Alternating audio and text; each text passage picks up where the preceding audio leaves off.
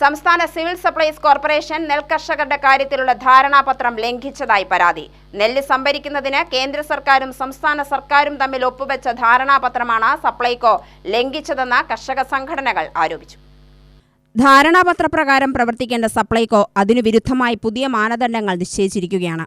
കർഷകന് കേന്ദ്ര സർക്കാരും സംസ്ഥാന സർക്കാരും തുക നൽകിയതിനു ശേഷം മാത്രമേ നെല്ലിന്റെ വില ലഭിക്കൂവെന്ന് ഒപ്പിട്ട് നൽകുന്ന മാനദണ്ഡമാണ് സപ്ലൈകോ കഴിഞ്ഞ ദിവസം പ്രഖ്യാപിച്ചത്.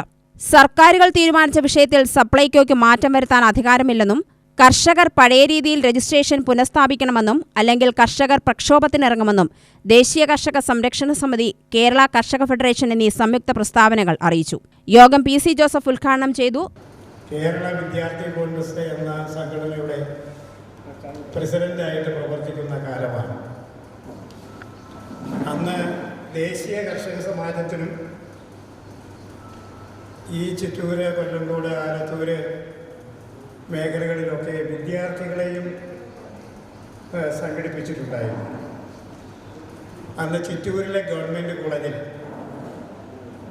ചെങ്ങന്നൂരിൽ നിന്ന് പഠിക്കാൻ വന്ന ചില വിദ്യാർത്ഥികളും ഇവിടെ ഉണ്ടായിരുന്ന ചില വിദ്യാർത്ഥികളും കൂടി ചേർന്ന് കോളേജ് യൂണിയൻ തെരഞ്ഞെടുപ്പിൽ മത്സരിച്ചു. പ്രസിഡന്റ് ബാലകൃഷ്ണൻ അധ്യക്ഷത വഹിച്ചു.